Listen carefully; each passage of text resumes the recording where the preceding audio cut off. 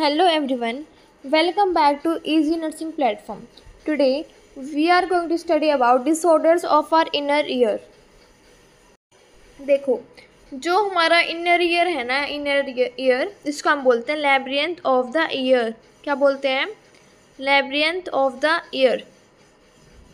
अब जो हमारा इनर ईयर है, इसके मेनली दो फंक्शन होते हैं. कौन कौन से फंक्शन होते हैं? एक तो होता है हमारा हियरिंग. ठीक है, जो हमारा इनर ईयर है वो मेनली हियरिंग के लिए फंक्शन करता है. सेकंड हमारा बैलेंस, जो हमारी बॉडी का बैलेंस, पोस्चर वगैरह है, वो सब हमारा इनर ईयर करता है. मतलब कि लैब्रियंथ ऑफ द ईयर, इसके दो फंक्शन हो गए हमारे. एक तो हमारा हियरिंग हो गया, एक हो गया हमारा बैलेंस. ठीक है, देखो अब जो हमारा इनर ईयर है ना, उसके कंपोनेंट्स देखो. जो इसमें दो कलर दिख रहे होंगे आपको, एक तो ब्लू और एक पर्पल. जो हमारे ब्लू वाले हैं ना, वो बैलेंस में हेल्प करते हैं. किस में करते हैं? बैलेंस में. और जो हमारे पर्पल फ्लूइड है वो हेल्प करता है हमारा हियरिंग में. किसमें हेल्प करता है? हियरिंग. ठीक है, अब देखो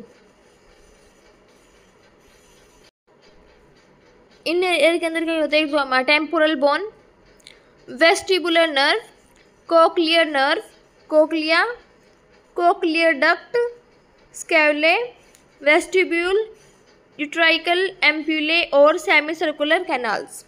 ठीक है, ये होता है हमारा इनर ईयर.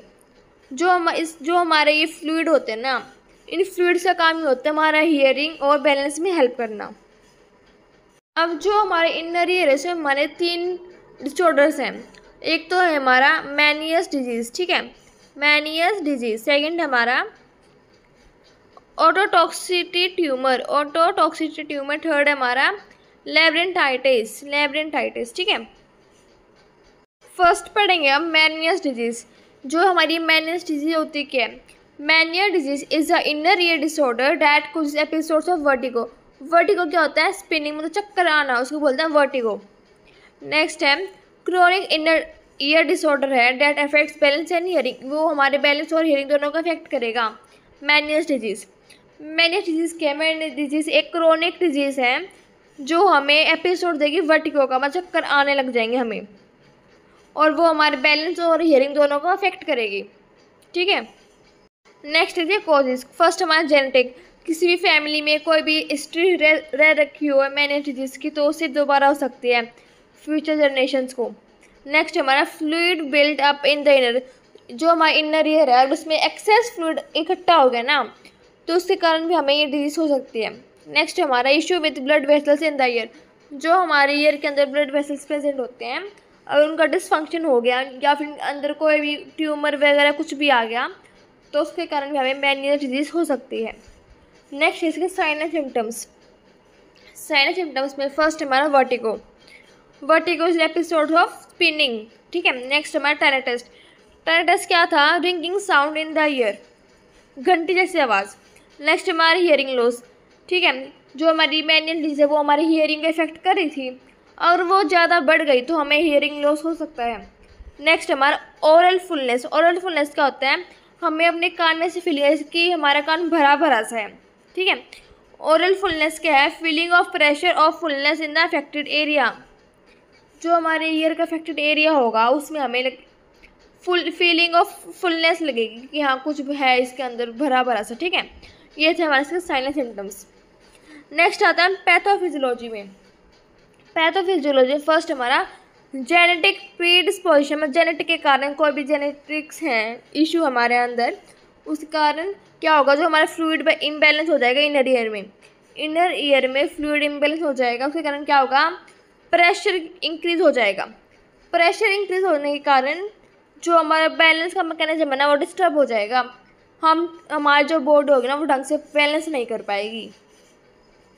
बैलेंस डिस्टर्बेंस के कारण क्या होगा? जो हमारा वर्टिगो डिजीनेस आ जाएगी. अगर देखो हम बैलेंस ढंग से नहीं कर पाएंगे तभी तो हमें वर्टिगो होगा ना, तभी तो हमें चक्कर आने शुरू हो जाएंगे. उसके बाद है tinnitus, ringing sound in the ear. उसके बाद है हियरिंग लॉस और ओरल फुलनेस. जो हमारे सिम्टम्स थे ना, वो हमें दिखने लग जाएंगे जब हमारा बैलेंस डिस्टर्ब हो जाएगा. उसके बाद हमारे सिम्टम्स हमें दिखने लग जाएंगे. तो हमने पैथोफिजियोलॉजी में क्या पढ़ा? Due to genetics fluid imbalance in the ear, उसके कारण क्या होगा? प्रेशर इंक्रीज हो जाएगा और जो हमारा बैलेंस मैकेनिज्म वो डिस्टर्ब हो जाएगा। उसके बाद हमें वर्टिगो, टाइनेटस, हियरिंग लॉस और ओरल फुलनेस हो जाएगी। नेक्स्ट है इसके हमारे डायग्नोस्टिक इवैल्यूएशंस। डायग्नोस्टिक इवैल्यूएशन में फर्स्ट हमारा ऑडियोमेट्री। ऑडियोमेट्री टेस्ट हमारा जो हमारी सुनने की क्षमता ना उसको हम एवेल्यूएट करते हैं ऑडियोमेट्री की हेल्प से। नेक्स्ट हमारा इलेक्ट्रोनिस्टोमोग्राफी, जो हमारा ये है ENG, ये क्या है? ये एक हमारा टेस्ट है जो हमारे आई मूवमेंट होती है ना, बोल मूवमेंट या फिर आई प्यूपल डायलेशन वगैरह, उनको हम मेजर करेंगे ताकि हम जो हमारी क्रेनियल नर्व्स है ना और जो हमारा वेस्टिबुलर सिस्टम है उसकी हेल्थ को हम एसेस कर सकें। तो क्या होगा ये हमारा electronystagmography is a major eye movement to assess health of cranial nerves and vestibular system. Next करेंगे हम MRI। MRI क्या है? मैग्नेटिक रेजोनेंस इमेजिंग, ठीक है। नेक्स्ट आता है मैनेजमेंट में। मैनेजमेंट में फर्स्ट है हमारे पास मेडिकल मैनेजमेंट। मेडिकल मैनेजमेंट में फर्स्ट ड्रग हमारे डायरेटिक्स। डायरेटिक्स क्या करती हैं? जो हमारा यूरिन का आउटपुट उसका एनहेंस करती है ना डायरेटिक्स। तो इसमें एग्जांपल हमारा फ्यूरोसेमाइड और ब्यूमेक्स। नेक्स्ट हमारा वेस्टिबुलर सप्रेसेंट। वेस्टिबुलर सप्रेसेंट वो ड्रग्स होते हैं जो हमें वर्टिगो और बैलेंस प्रॉब्लम होती है ना उसमें हेल्प करते हैं हमारी वेस्टिबुलर सप्रेसेंट ड्रग्स। इसमें हमारा एग्जांपल है सिनार्जिन and मैक्लिजिन।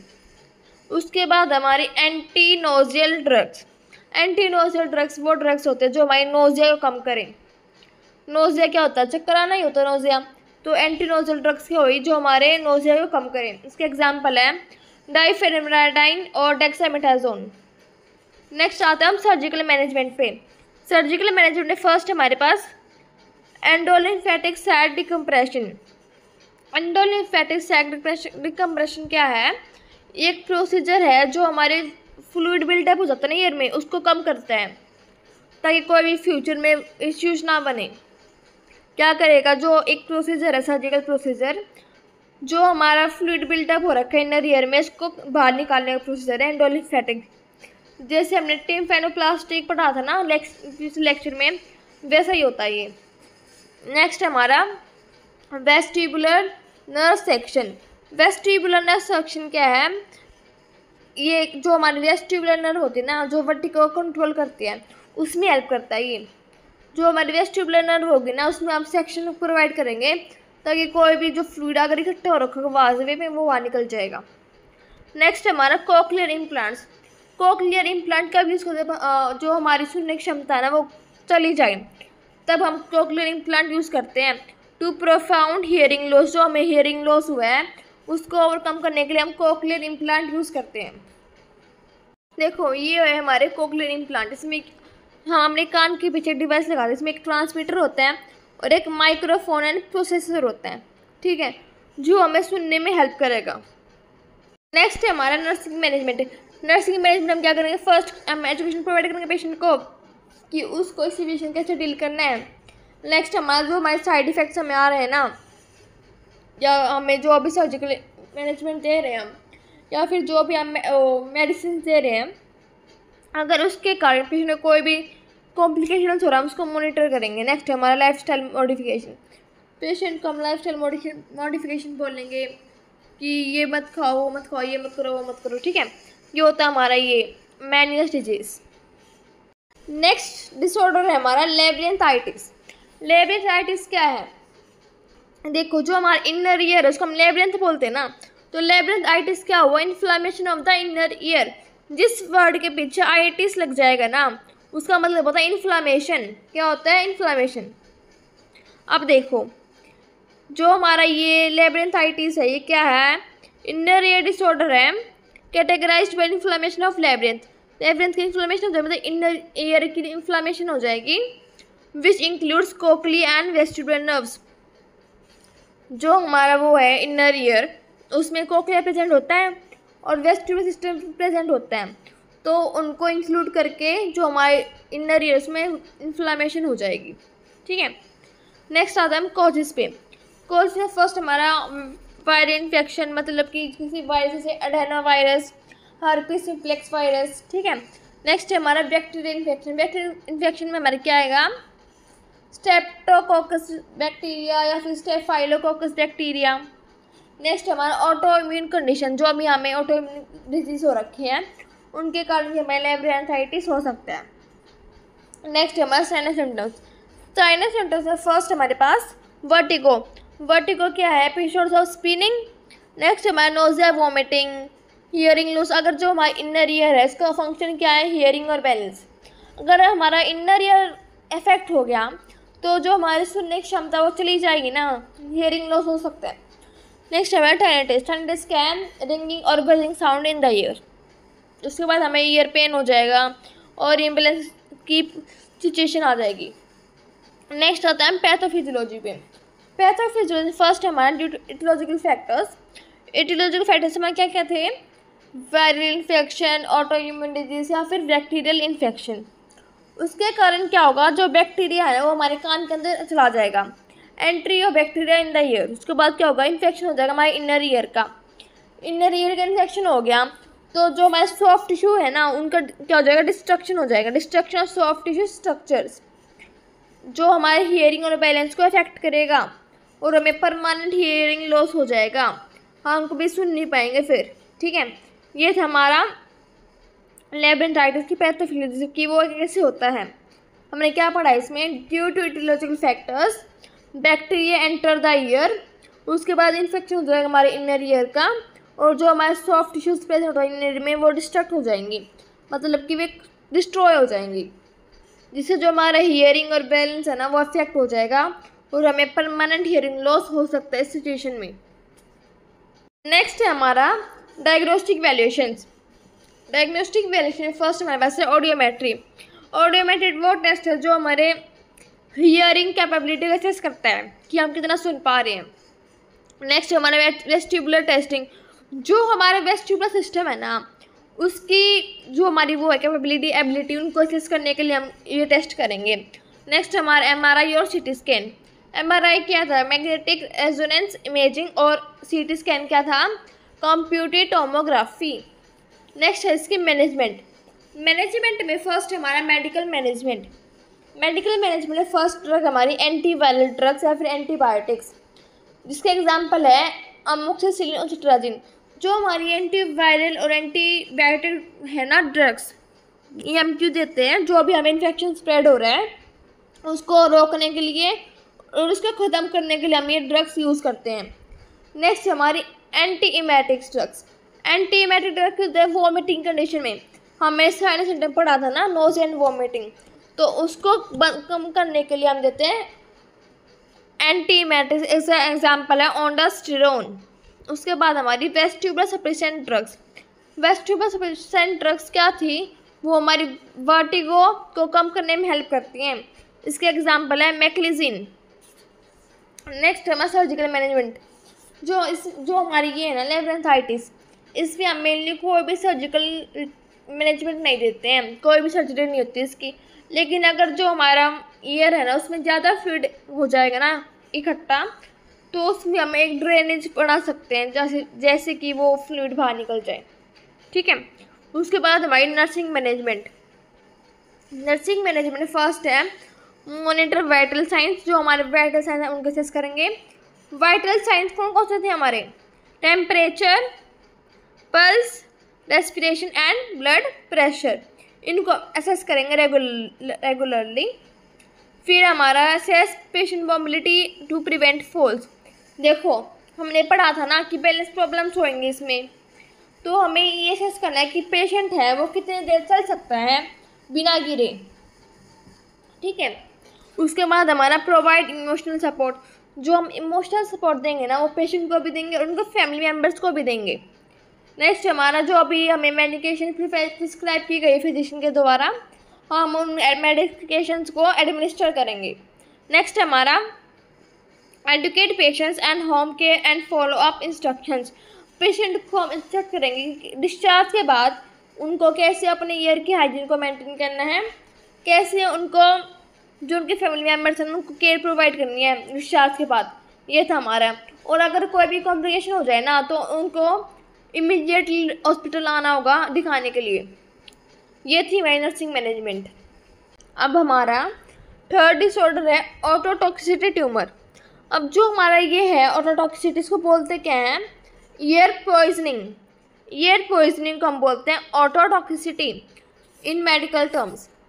Autotoxicity is a medical term used for ear poisoning, ठीक है, and it can affect hearing due to variation in the ear. ये हमारी हियरिंग को अफेक्ट कर सकती है क्योंकि जो हमारा इनर ईयर है ना उसमें बहुत सारे चेंजेस आने लग जाएंगे, ठीक है। ये था हमारा ऑटोटॉक्सिसिटी ट्यूमर। अब हम पढ़ेंगे इसका कॉजेज क्या क्या हैं। देखो, अब variety of medications may have adverse effect on cochlea, vestibular apparatus और हमारी eighth cranial nerve. Eighth cranial nerve कौन सी, हमारी वेस्टिबुलो कोक्लियर नर्व, ठीक है। जो हमारी एट्थ क्रेनियल नर्व है ना उसको भी इफेक्ट कर सकते हैं बहुत सारी मेडिकेशंस, जिनके एग्जांपल हैं एस्पिरिन, क्वानिन, ठीक है। अगर जो हमारा एस्पिरिन है, क्वानिन है, इनका एडवर्स इफेक्ट हो गया ना तो हमें इरिवर्सिबल हियरिंग लॉस हो जाएगा, हम वापस दोबारा कभी सुन नहीं पाएंगे इनके कारण। नेक्स्ट हमारे फिर कॉजेज में क्या क्या आते हैं। फर्स्ट हमारा high dose of aspirin toxicity can produce tinnitus. अगर हम जो हमारा एस्पिरिन है उसकी हाई डोज दे देंगे ना तो हमें टेनिटिस हो सकता है। नेक्स्ट हमारा आईवी मेडिकेशन सच एज अमाइनोग्लिसोसाइड्स, जो अभी हमारी वो होते हैं ना आईवी इंट्रावेनस मेडिकेशंस, उनके कारण भी हमें हो सकता है ये ट्यूमर। इसका एग्जांपल है अमाइनोग्लाइकोसाइड्स। थर्ड हमारा एंटीबायोटिक्स जैसे कि जेंटामाइसिन, स्ट्रेप्टोमाइसिन और टोब्रामाइसिन, ठीक है। उसके बाद हमारे लूप डायरेटिक्स। लूप डायरेटिक्स में हमारे फ्लूसोसिमाइड, इसे हम लेजिक्स भी बोलते हैं।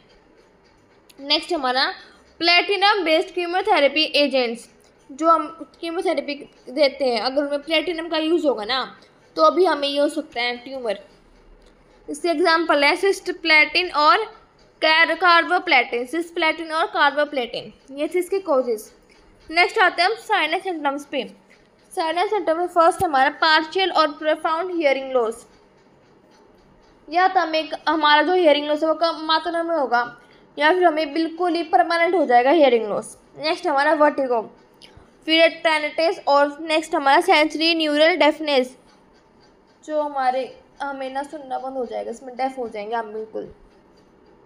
नेक्स्ट है इसकी पैथोफिजियोलॉजी। पैथोफिजियोलॉजी में क्या है, tumour arise from Schwann cells. जो हमारे बॉडी में स्वान सेल्स होते हैं ना उनसे क्या होगा, ट्यूमर अराइज होगा, फिर स्लो ग्रोथ होगी ट्यूमर की। ट्यूमर अराइज हो गया हमारी इसमें इटियोलॉजिकल फैक्टर के कारण ट्यूमर अराइज हो गया तो जो हमारी ट्यूमर है इसकी स्लो ग्रोथ होगी और जो हमारे वेस्टिबुलर फाइबर्स है ना वेस्टिबुलर सिस्टम में उनको वो कंप्रेस कर देगी। कंप्रेस करने के बाद क्या होगा, destruction of vestibular fibres produce mild balance problem. जो हमें बैलेंस प्रॉब्लम होने लग जाएंगे इसके कारण हमें क्या होगी, बैलेंस प्रॉब्लम्स होगी। इसके कारण क्या होगा, tumour growth extend to cerebellopontine angle. जो हमारा ट्यूमर है ना वो धीरे धीरे ग्रो होने लग जाएगा और जो हमारा सेरिब्रोपोटाइन एंगल है ना वहाँ तक पहुँच जाएगा ब्रेन के पास तक, ठीक है, ब्रेन स्टेम। नेक्स्ट हमारा कंप्रेस ब्रेन स्टेम को कोक्लियर नर्व को वेस्टिबुलर नर्व और लेब्रेंथाइटिन आर्टरी। फिर जो हमारा ट्यूमर होगा ना वो हमारे ब्रेन स्टेम को, कोक्लियर नर्व को, वेस्टिबुलर नर्व को और जो हमारे लेब्रेंथ आर्टरी उनको क्या करते हैं, कॉम्प्रेक्स कर देगा, जिससे जो हमारा ब्लड फ्लो होगा ना वो अच्छी तरह नहीं हो पाएगा और उससे हमें क्या होगा, हियरिंग लॉस और वेस्टिबुलर डिस्टर्बेंस, ठीक है।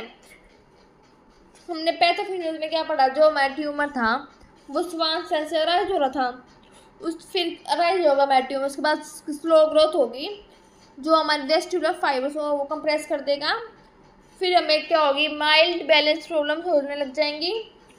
फिर जो हमारा ट्यूमर है ना वो बढ़ के सेरिब्रोपोटाइन एंगल तक पहुंच जाएगा और हमारे जो brain stem, cochlear nerve, vestibular nerve है ना उनको क्या करता है, कंप्रेस कर देगा और हमें हियरिंग लॉस हो जाएगा, ठीक है। नेक्स्ट इसमें हमारी डायग्नोस्टिक इवैल्यूएशन। डायग्नोस्टिक इवैल्यूएशन में क्या है, इलेक्ट्रोकोक्लियोग्राफी। जो हमारा कोक्ली है ना उसको हम एग्जामिन करेंगे कि उसमें कितना लॉस हुआ है, ठीक है। नेक्स्ट हमारा इलेक्ट्रोनिस्टेमोग्राफी। इलेक्ट्रोनिस्टेमोग्राफी क्यों करते हैं हम, ताकि जो हमारी आई मूवमेंट उनको हम एसेस कर सकें। नेक्स्ट हमारा ऑडिटरी ब्रेन स्टेम रिस्पॉन्स, जो अगर हमारे ब्रेन स्टेम कंप्रेस होंगे ना तो हम देखें कि हमारे ब्रेन स्टेम कितनी काम करे कितने नहीं कर रही। नेक्स्ट आता है वैसे मैनेजमेंट में। मैनेजमेट में फर्स्ट है हमारा, देखो अभी तक हमें क्या है, हमें कोई ट्रीटमेंट नहीं है अभी प्रेजेंट कोई भी। So at present there is no treatment of this tumour, ototoxicity tumour का अभी तक कोई भी ट्रीटमेंट नहीं है।